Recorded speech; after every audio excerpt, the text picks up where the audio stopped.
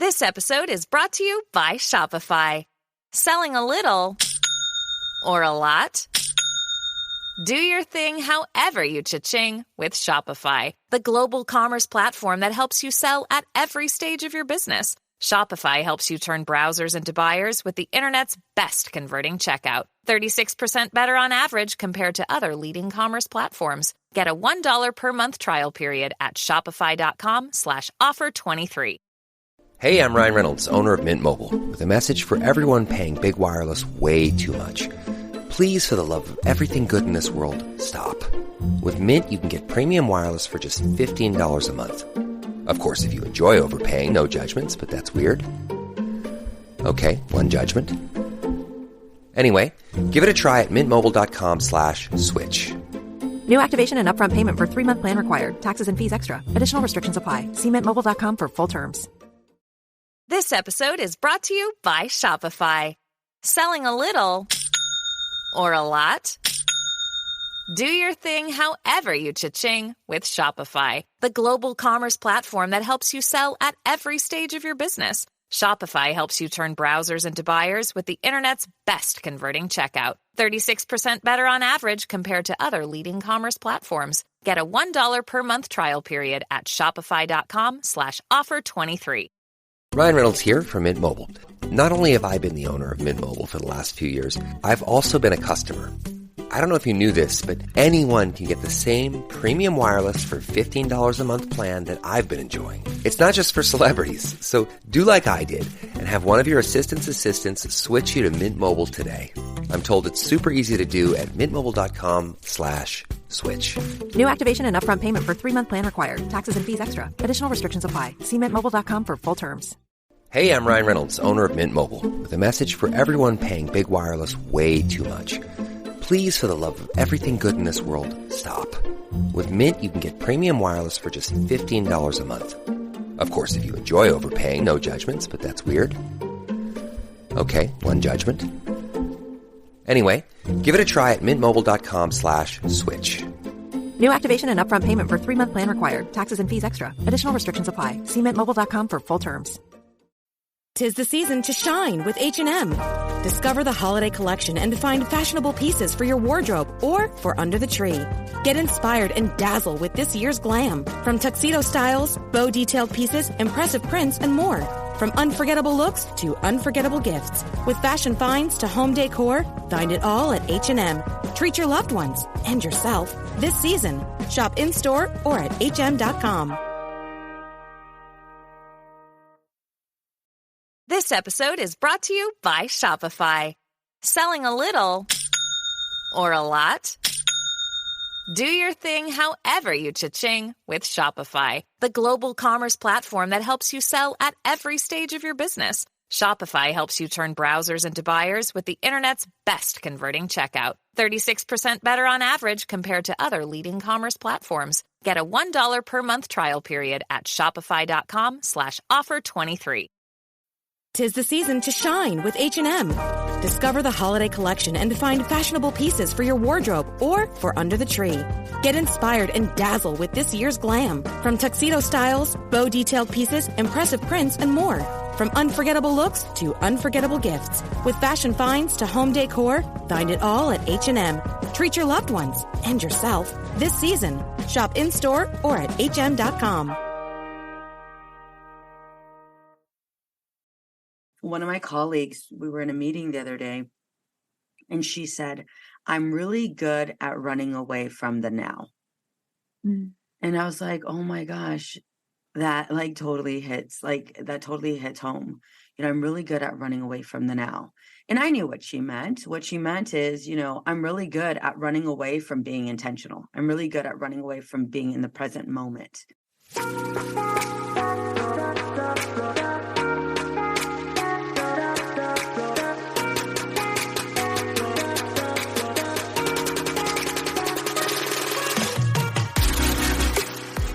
Hey, my name is Veronica Cisneros, and I am a licensed marriage and family therapist, a mama of 3 girls, and married for 23 years. I am obsessed with helping you navigate through the seasons of marriage. helping couples like you break free from feeling like roommates. I will teach you the secrets to having a healthy marriage by providing tools and tips to help you reconnect in a way that you can't keep your hands off each other, where flirting and kissing is the norm in your household. Setting intentional time to date, get to know and support each other's dreams and goals so that you can grow together without keeping score or judging one another. Where you feel seen and heard even when you disagree. Where arguments end with mutual respect and understanding. Where you work together to build and strengthen your family so no one feels like they're carrying the weight of the family on their own. These are the necessary skills your children need for you to model so that they develop healthy relationships and thrive in life. This is the Empowered and Unapologetic Podcast. Hey ladies, welcome to the Empowered and Unapologetic Podcast. I am your host, Veronica Cisneros. Today's guest is a breast cancer survivor, Hashimoto's warrior, #1 Amazon best-selling author, and host of the Grateful Warrior podcast, Holly Bertone. Holly has spent 25 years rising through the ranks of consulting and federal government service before her failing health shattered her corporate dreams. Since then, she has leaned into her path of true purpose and fulfillment as a gratitude and mindset coach by helping women view their cancer or autoimmune diagnosis as a gift so that they can unwrap their resilience to build fortitude with gratitude. Holy shit, Holly, you are a complete badass. Welcome. Thank you so much, Veronica. Thank you so much for having me. I appreciate that kind introduction. Yeah, absolutely. So, I mean, right now, and I didn't even think about this until it just dawned on me as I'm like going through all of these, I want to say all of these successes. Even I love the way you said it as a gift, the autoimmune and cancer as a gift. We'll cover this, later on in the episode. We can get into that. Yeah. But one thing that I want to mention is my grandmother. She was diagnosed with cancer, and she just had her uterus removed. Oh, wow. I didn't know that I was going to go there until I was reading it, and we'll see where we go. But today I want to definitely ask, or for right now, I want to ask, that kind of threw me for a loop right now as I was reading it, because it was so powerful. Yeah. That was totally not expected, but we're going to leave that there. Can you please share with us your story? Absolutely, Veronica. And I actually want to make sure I touch on that in a second. And #1 with your grandmother, and then #2 with the gift. But, it's my story's been kind of a series of reinventing myself over and over again, having a lot of success and then having a lot of failure, and then having a lot of success and then having a lot of failure. And I was the quintessential type A overachiever, which I think is partly why I hit rock bottom 3 times with my health, because that's what overachievers do, right? Yeah. Like I couldn't just settle for hitting rock bottom once. It had to be 3 times. Duh. We'll get into that. But so on the corporate side, I was the chief of staff for one of those 3-letter federal government agencies that they make TV shows about. I'll just leave it at that. You can, take a wild guess which one. It was my dream job. I mean, I literally had wanted to work there since I was 17 years old. So I was in my dream job. I was in a dream career. I had climbed the corporate ladder. I had gone as high as you can go before getting into the SES level. I was racing Xterra races, which are they're the triathlons, but they're the off-road triathlons. It wasn't, couldn't be just a triathlon. No. No. Had to be an off-road triathlon with mountain bikes and the off-road runs and everything. And I also raced mountain bikes and rock climbed, and I took Muay Thai classes. So there was a little badassery going on. 1,000%. I drank margaritas with my girlfriends, traveled all over. I was living what I thought was my best life. I was living in sin with my then boyfriend, and literally thought that this was my best life. And then at one point when I was 38 years old, rolled over one morning and I felt the lump. And I that place deep, deep down that you don't want to listen to, but the voice is still there. I knew what it was the second I felt it. But then I was like, I'm healthy. I race Xterras. I'm 38 years old, right? Breast cancer is for grandmothers. Yeah. It's not for women who are in their 30s. This is all the things going on, in my head that I'm too young for this. Fast forward, after all the tests, I was diagnosed on my 39th birthday. Wow. And I was commuting home on the train. We were living right outside of Washington, D.C. And it was a doctor that wasn't my doctor, but from the office called. And he was very flat. He said, I'm sorry to let you know that you have breast cancer, but don't worry, it's the good kind, and you need to call a surgeon. Here's a recommendation. And I mean, hearing that news, it's just like everything just stops, like just time just stops at that moment in time. And it's almost like you're in that movie and then everything just is spinning. Yeah. And just the ignorance to say that it was the good kind. Fast forward, it was a lazy tumor. It was a small and lazy tumor. But don't ever call any kind of cancer the good kind. No. There's no such thing. No. No such thing. So that was my 39th birthday. And I went through the traditional treatment. I went through surgery and then chemo and then radiation. And throughout this time, my boyfriend proposed. I was going through treatment. His son at the time was, I think, 6. So he was still 6 or 7. So he was still very young.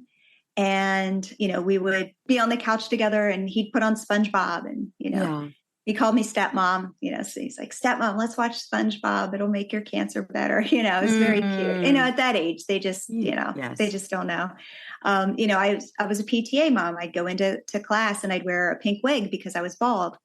And he thought it was the coolest thing, and all the girls in the class like, oh, your stepmother has a pink wig. That's so cool. Yeah. And, and he's like, yeah, she's got cancer. She's got wear this pink wig. It's so cool. Like they don't have any, they have no clue.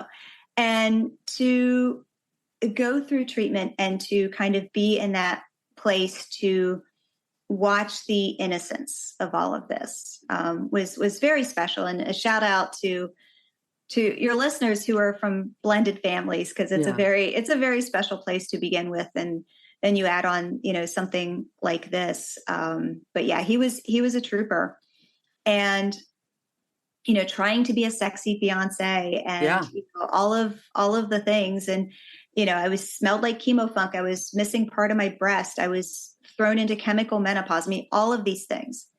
And, it was such a huge blow to the self-esteem. Like I went, you said the badassery of, being that athlete, being on top of my game at work, just being absolutely unstoppable, empowered and unapologetic, and then falling from grace and being absolutely gutted, having everything taken from me, feeling like my body just is gone, and what defined me as a woman was gone. I was completely bald. It was, and trying to figure out how to pick up the pieces. And I used humor as a coping mechanism. Yeah. So I would joke. I said, some girls get earrings for their birthday. Some girls get flowers for their birthday. My gift was breast cancer. Yeah.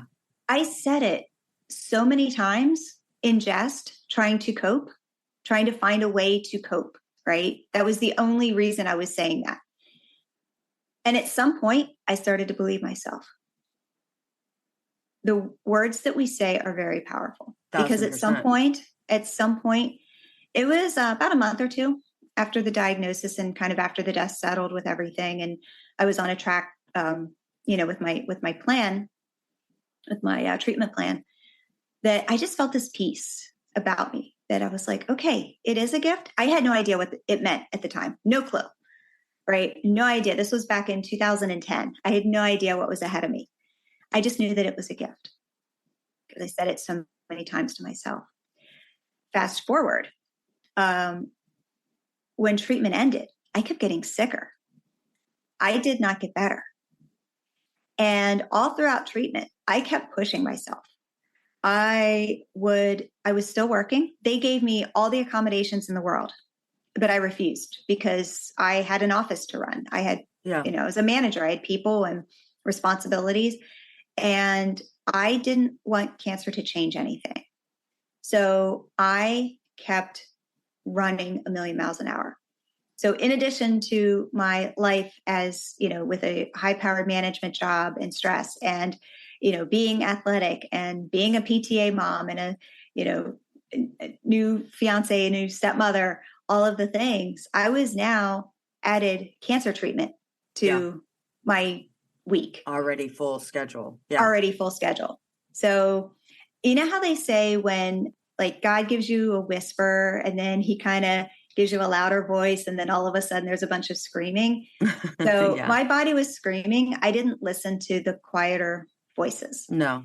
And so after treatment ended, I kept getting sicker. And I was like, what is wrong with me? And I talked to my doctors. I said, all the girls out there in support group, they're running these 5K pink ribbon races. I can't get out of bed. They're like, no. Your body's gone through a bunch of changes. It's just going to take time. I'm like, no, something is wrong. So I kept pushing and pushing for answers. And finally, a year later, I was diagnosed with Hashimoto's thyroiditis, which is an autoimmune condition. Yeah. And again, I was like, okay, give me a pill. Let me be better and let me continue. Let's get back to my life the way it used to be. And not to necessarily compare autoimmune and cancer. They have a very different beast about them. And everyone's journey is different. But for me, the autoimmune disease and probably some of the latent side effects from chemo brought about some extreme debilitating fatigue. So in addition to all the other symptoms, there were days I couldn't get out of bed. And it got so bad over the years. In 2017, I was forced to resign. It was that bad. Yeah. Wow. All of the legal protections of the federal government, and somehow my managers figured out a way to force me to resign. So my health had hit rock bottom 3 times at that point. That was the 3rd time. And again, you hear the whispers, you hear the screams. Like I kept going. I did not know how to stop. Yeah. Until my body made me so sick. I couldn't even move. I couldn't function. I couldn't get out of bed. Yeah. Why do you think that is? Why do you think that you were still, even though your body's telling you to stop, even though you had the whisper, God's whisper, you've had God literally screaming. Why do you think it is that you kept pushing forward? Why did you keep on running? I didn't want to accept that I was a different person. I thought that what I had prior to getting sick was the perfect life. I thought that that's what life was supposed to look like. Yeah. To have the high-powered job, to, party with your friends, to travel everywhere, to, be the super athlete. I thought that that's what we were supposed to do. I thought that's the path. That's the rules. That's what we were supposed to do. What purpose did that give you? It made me feel successful, but it took years after rock bottom number 3. It took quite a few years to realize that there's a whole different purpose in life, and chasing after the high stress is not part of it. No. I'm asking these questions because a lot of us stay there. It doesn't matter, how, stay-at-home mothers, high professional women. A lot of us, we get so wrapped up in checking that box. Yeah. Checking that box. It feels validating. It feels, empowering. There's so many emotions that are attached to those boxes being checked and how we define success.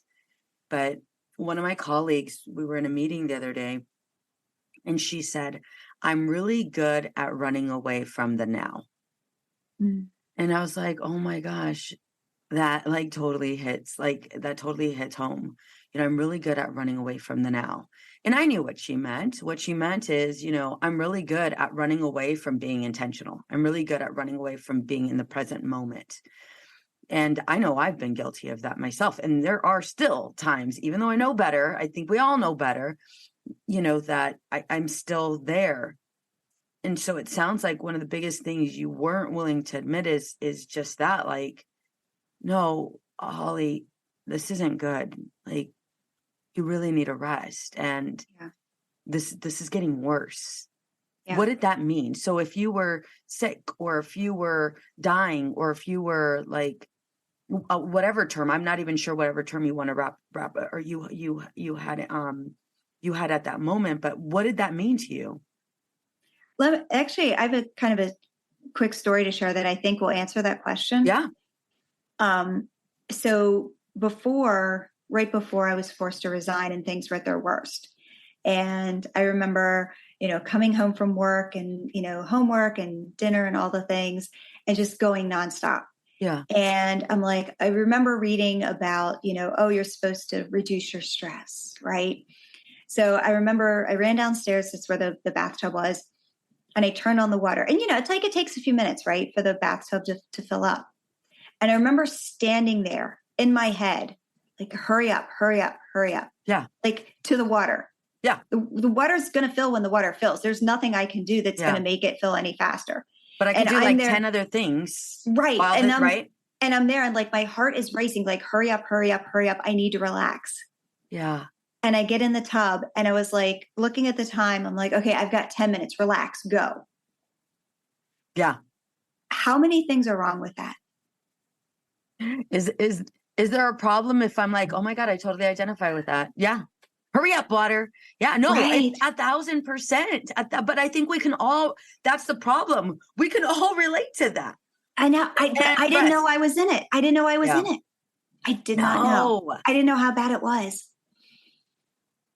Yeah. So it's that moment that you're, like literally urgent, like there's this urge, or there's this, strong desire for that water to like pour faster.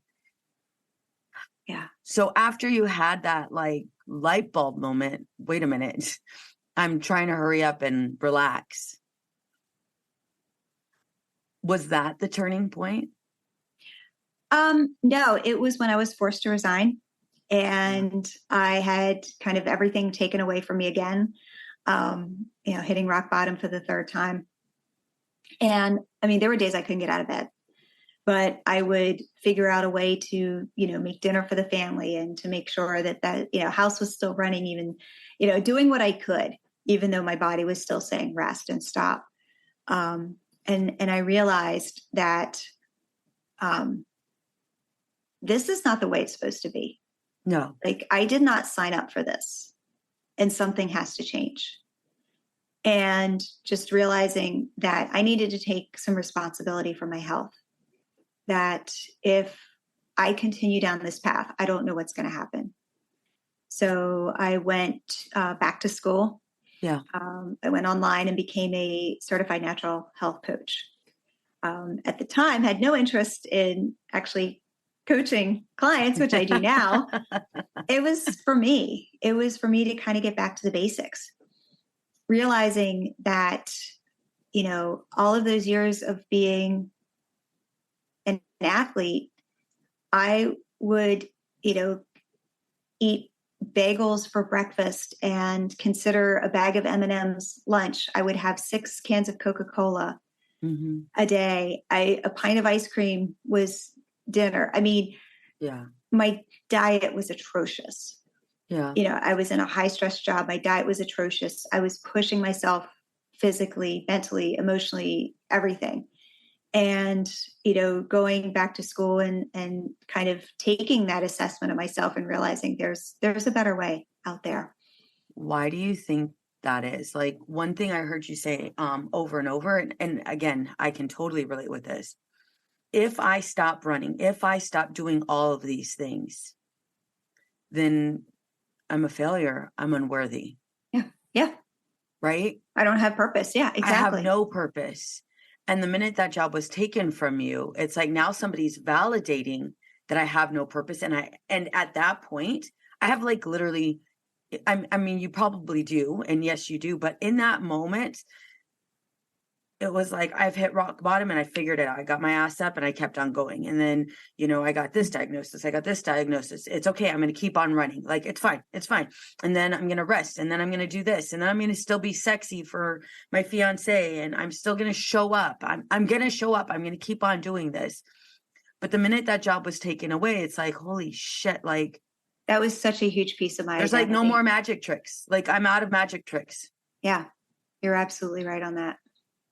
My entire identity was taken away at that point. Yeah. That's so crazy. And I say that because like there, when we talked about this offline, but there's so many damn red flags. There's so many red flags. There's people that'll tell you, I don't know how you do this. Like, how do you do it all? And it's like, girl, I'm successful here, but I'm gonna tell you I'm failing here. And Shonda Rhimes, I don't know if you've heard Shonda Rhimes. Mm-hmm. She did that commencement speech. And she had said, people ask me, how do I do it all? And she's like, the honest truth. She goes, my answer that I would give before was, I just have a lot of help. I was like, yeah, she's onto something. But the minute she said, if I'm succeeding in one area in my career, then I'm failing as a mom. I'm succeeding with this show, but I'm failing because I missed my kid's recital. And I'm succeeding here, but I'm failing here. Damn, that hit home. So you went ahead and went back to school. What was that an attempt of? Was that in an attempt of finding a new magic trick, finding another purpose? Like, at that point, I just wanted to heal myself. I just wanted to feel better. I did not want to live a life of, barely being able to get out of bed. Yeah. That was the only... Doctors weren't helping you. Doctors weren't helping. No. So, and I did all the right things. Yeah. And it moved the needle to a degree, but it wasn't until I started addressing my emotions that things started to open up. Yeah.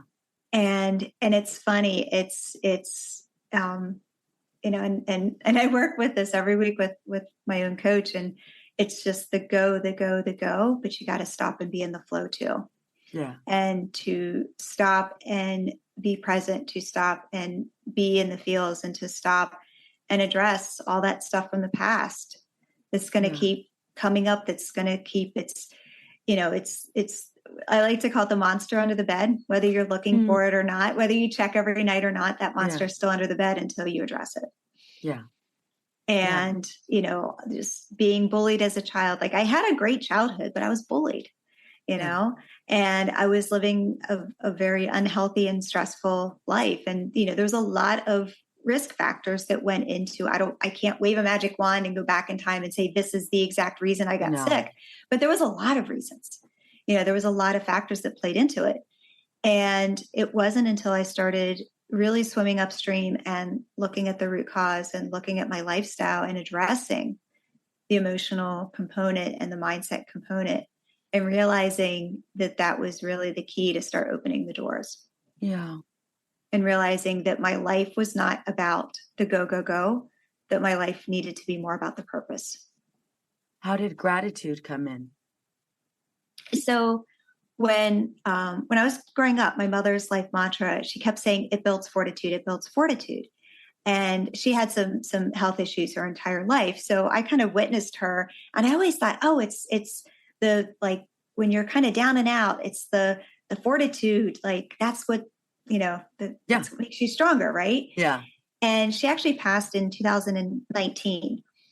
And I was kind of at the early stages of my gratitude journey at that point. And I realized that it wasn't the quote unquote, it wasn't the storms of life that built the fortitude, like looking back at her entire life after she had passed and realizing how much of a life full of just love and happiness and peace and gratitude that she had, how absolutely centered she was, even through everything. And having that level of gratitude, it didn't matter what the day brought. She was always so grateful for everything. And that's when I started, diving into the research and realizing that gratitude builds fortitude. Gratitude actually does build mental strength. Yeah. And that's when I was like, I'm onto something here. And you want to know what's crazy, Veronica? Was I was already growing my Pink Fortitude community at that time. And, talking about kind of healthy living and healthy lifestyle.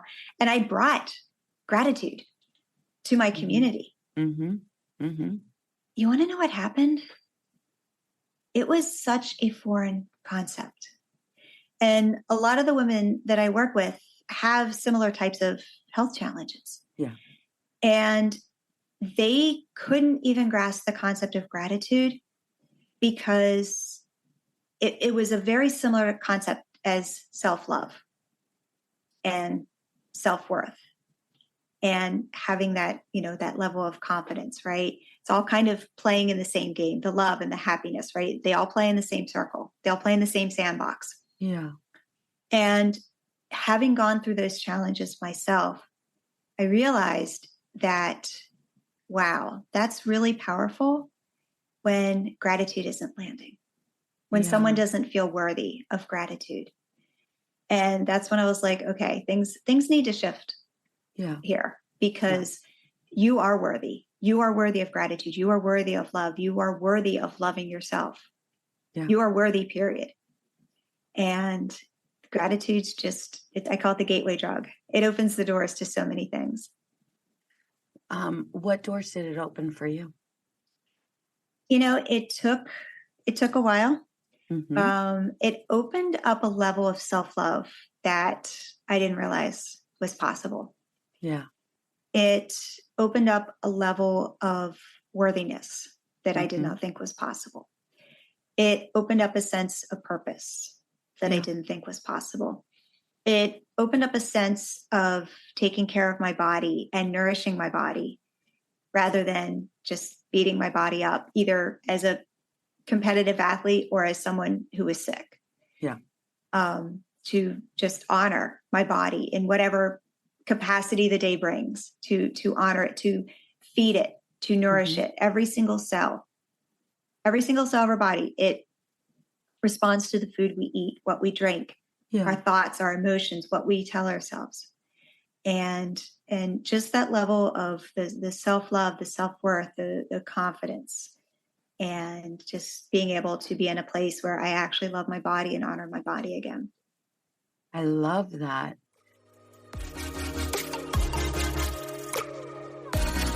I know looking for the right therapist can be challenging. However, feeling overwhelmed and disconnected is even harder. Life is filled with several twists and turns, some more severe than others. We do our best to handle them as they come and find ourselves at a loss, not knowing what to do or who to turn to. The clinicians here at Outside the Norm Counseling are here to help. We are here to assist you through this time of need. Together, we will identify your strengths and goals and teach you healthy coping skills. Together, we will develop a plan to help you live the life you want to live. Our team is compassionate, genuine, and we take a great deal of pride in providing an empathetic, non-judgmental approach to all of our clients. It's time. You've waited long enough, whether it be for you, your child, or if you're in need of a couple session. We are highly trained clinicians ready to guide you. Schedule an appointment now by calling 951-395-3288. Again, that number is 951-395-3288. We're looking forward to meeting you and being a part of your journey. One thing that I love that you just pointed out is how, in order for us to experience gratitude, that additional component or that's needed is also that form of self-love. And it was missing in the community, of women that you shared it with. Yeah. I agree with you 1,000%. A lot of us believe that our worth is based on how many things we accomplish or how successful we are, or how many things we check off the list.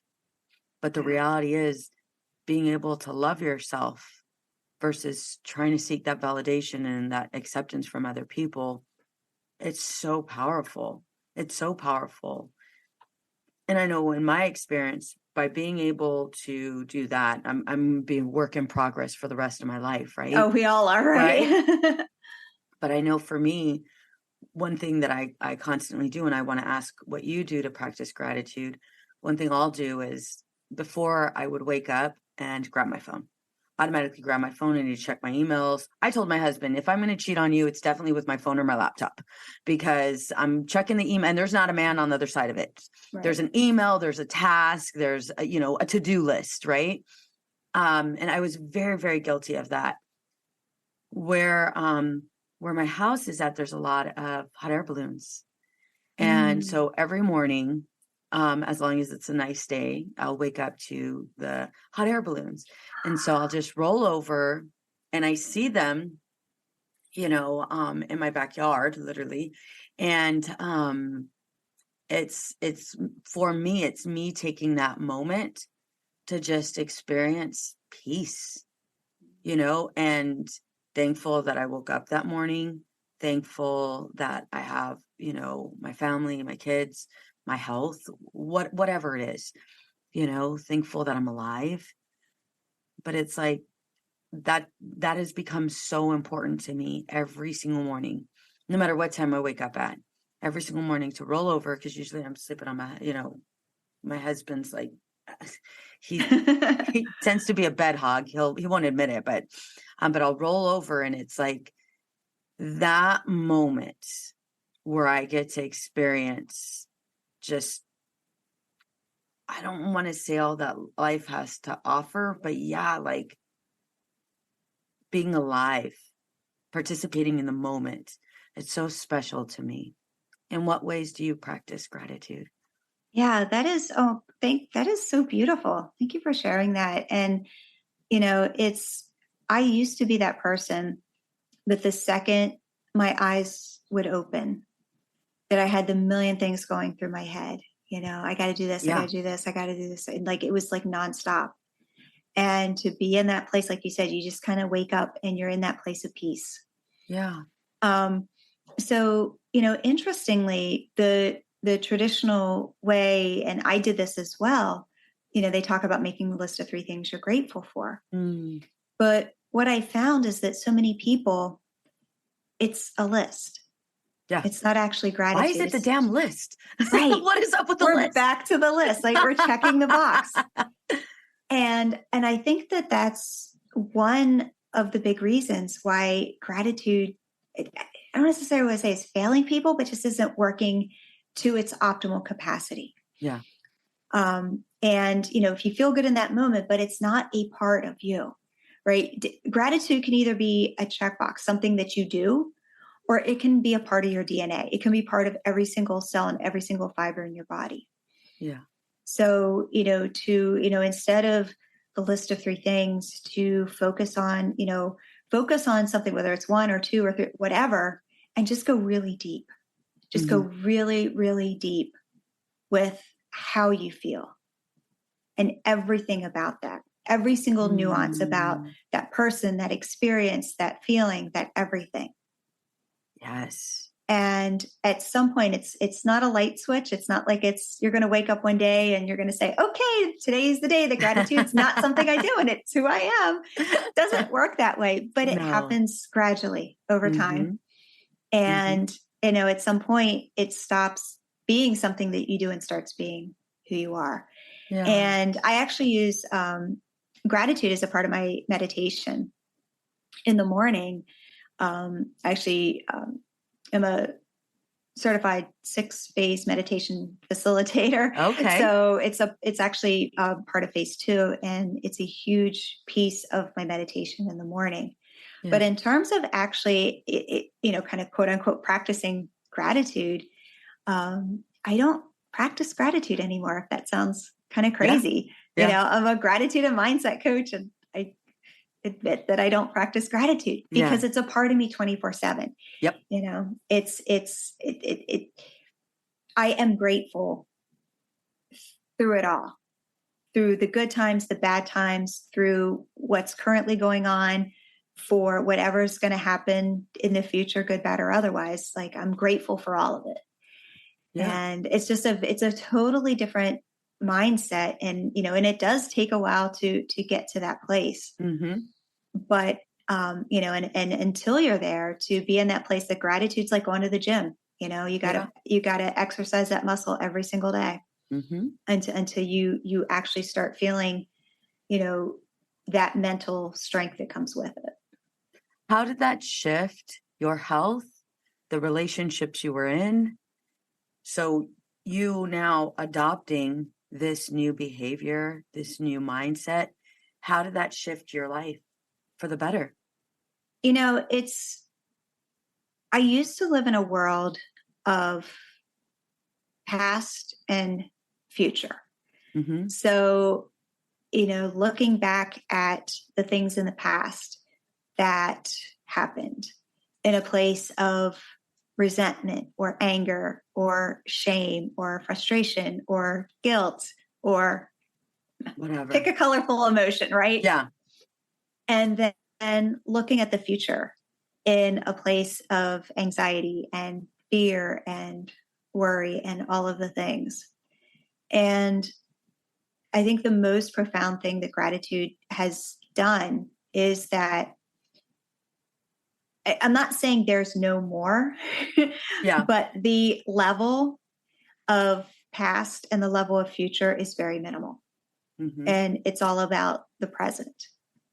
And as someone who came from that, quintessential overachieving type A, go personality, to be able to slow down, to be in the present is, if you would have asked me even 3 years ago, I would have said you're crazy. I would have said you're absolutely effing crazy. Yeah.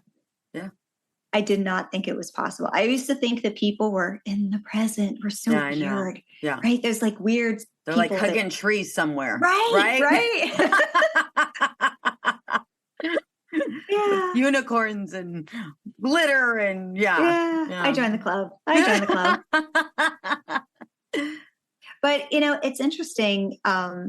Gratitude has such a profound effect on your brain, and the level of stress that you have in life, to be able to reduce that stress state, to be able to calm that inflammation in your body, to, help you to be healthier, to get sick less often, to even have the physical energy and strength to exercise more, to be less depressed. Like, it has all of these amazing benefits in your brain and your body. But I think the biggest thing is that it does reduce that stress state. It helps you to go from, the sympathetic, the fight, flight, and freeze to the parasympathetic, to the rest and digest, and to actually allow your body to heal. Yep. And that has been a very profound change that I've seen, and also my clients have seen as well. That is amazing. So, Holly, how do people get in contact with you? How can we work with you? Yeah, absolutely. So since you're listening to this podcast here, just whatever platform you're on, jump on over. My podcast is called Gratitude Builds Fortitude, and you can jump over and listen there. And I'm also on Instagram at holly.bertone, and you can just hit the link in bio for, all the links there as well. Holly, this was amazing. I love you. I love your story. I love just what you're teaching women, it is so powerful. It is so powerful in your story. I'm blown away by all that you've accomplished.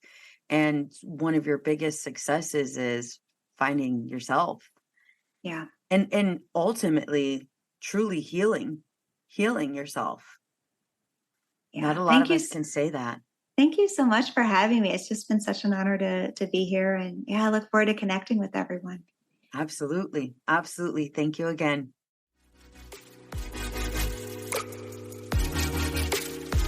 Let's be honest. We can all use a little help in our marriage, especially when it comes to communicating. I have created a guide just for you. 5 things that are killing your marriage, tips from a therapist. Find out if you are making these marriage mistakes. Ladies, this guide is 100% free. I will give you practical tips and easy-to-use strategies to apply right away. You all know I'm a huge advocate for couples. I am on a mission to help you and your partner experience stress-free living. With this free guide, we are setting our marriages up for success. But it starts with you. You will find this free guide here in the show notes, or go to www.veronicacisneros.org. The information I will be providing you is next level, and people pay good money to get these tips that I will be giving you for free. Don't forget to share this with a friend. What's up, ladies? Just want to let you guys know that your ratings and reviews for this podcast are greatly appreciated. If you love this podcast, please go to iTunes right now, write a review, rate the episode, and subscribe. Don't forget to share it with your friends.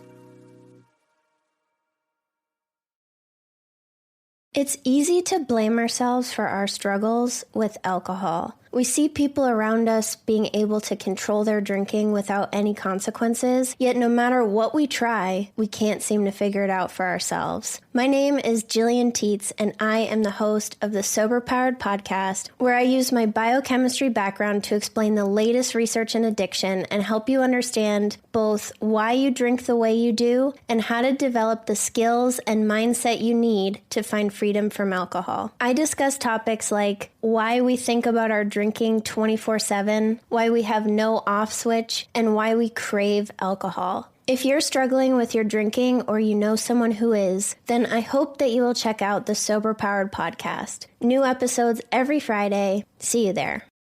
Addiction impacts all of us. Addiction's consequences run through all of us. From ourselves to our loved ones and through our communities, addiction creates so much loss and grief.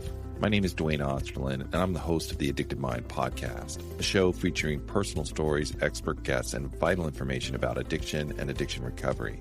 We'll talk with leading treatment providers to discuss the latest research and treatment options for this devastating disease and advocate for mental health awareness. We discuss topics like the importance of creating a community of support to helping loved ones to some of the latest research on psychedelic medicines. The Addicted Mind podcast has been about creating hope, listening to stories of many amazing people that have overcome addiction and are thriving. If you or a loved one is struggling with addiction, subscribe to the Addicted Mind podcast wherever you get your podcasts, or check out theaddictedmind.com. New episodes every Monday. See you there.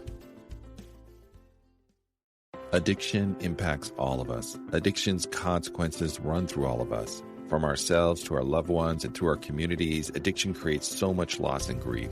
My name is Dwayne Osterlin, and I'm the host of the Addicted Mind podcast, a show featuring personal stories, expert guests, and vital information about addiction and addiction recovery. We'll talk with leading treatment providers to discuss the latest research and treatment options for this devastating disease and advocate for mental health awareness. We discuss topics like the importance of creating a community of support to helping loved ones to some of the latest research on psychedelic medicines. The Addicted Mind podcast has been about creating hope, listening to stories of many amazing people that have overcome addiction and are thriving. If you or a loved one is struggling with addiction, subscribe to the Addicted Mind podcast wherever you get your podcasts, or check out theaddictedmind.com. New episodes every Monday. See you there.